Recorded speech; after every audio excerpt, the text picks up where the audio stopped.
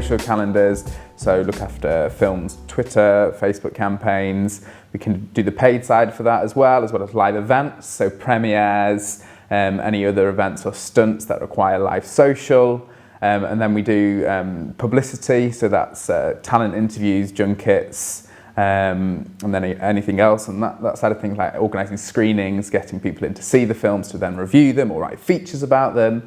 And then increasingly, a big emphasis on our campaigns is influencers and how the different ways we can work with them. High quality content that isn't just inviting them to premieres, it's really getting them as like key campaign activity. So a big part of my job is using services such as Sysomos, which is a social monitoring tool, and you look who's talking about your film, what they're saying. This is where you can check like if big influencers are talking about your film, and then you can kind of tailor your strategy for the whole campaign. Like you could say, like there's no chatter on Twitter, people aren't really bothered, you might just pop it onto Facebook, or they're really zooming in on one character or like one cast member, and you've not got any assets about them, any images or videos. That's like, well, we need more. We need to give them what they want. I'd say there's 3 ways we work with them. The first way is screenings, premieres, events. That's just inviting them along. We don't really expect much of them.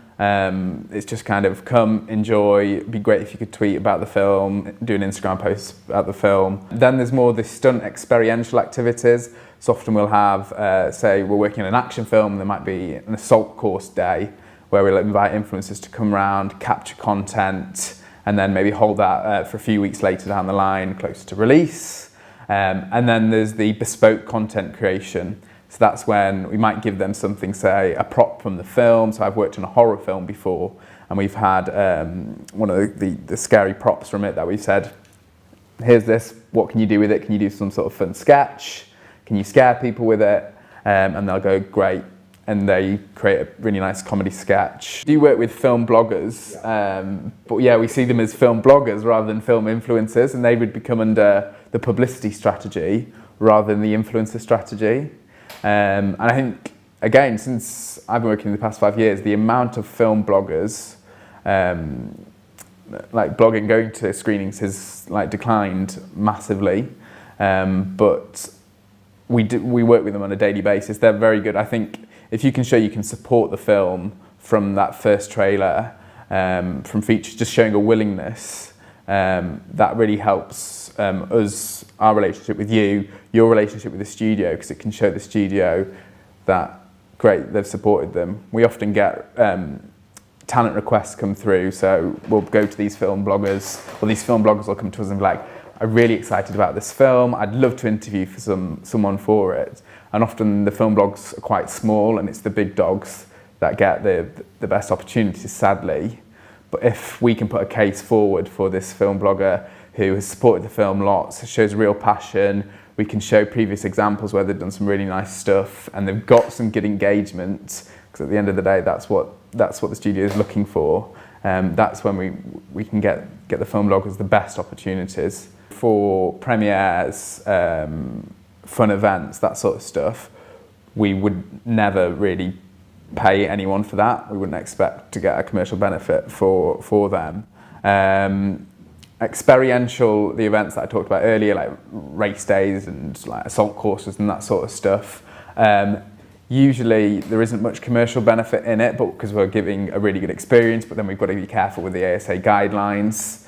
But when the most commercially beneficial of them all is the bespoke content creation, because the studio appreciates you're taking a lot of time out. It is your job at the end of the day, and we have to emphasize this a lot to studios. This is their job. That is when it is more commercially beneficial. I think it's how the media landscape has changed so much. So when I was younger, you used to have teen magazines, like girls had, you had Smash Hits, you had More, you had Ms, all those. They're not there anymore. And that audience has gone to watching these lifestyle channels. You just need to look at how big people like Zoella and Tanya Burr are. That is where the audience is. So that's why we've got to work with influencers, because these are the advocates, these are the people that the audiences we're targeting listen to and trust. We have to find these people talking about our films or themes in our film or genres. So say we see there's a really big horror fan, we can say, great, that person likes horror, let's definitely get them into an early screening. So it's being willing and open to opportunities, but at the same time open to relevant opportunities, not just saying yes to everything because it might not be right for your audience, really. To start with, you might not get every screening, you're probably not going to get the bigger interview opportunities, but if you carry on that dialogue with agencies like us, you'll get then noticed by the studios, and hopefully you can build up. And I think support trailers as well as they come out, because that's the first thing that often comes out with a film, even if it's just a tweet saying this looks great, that always helps, because we have to report on every single thing like that.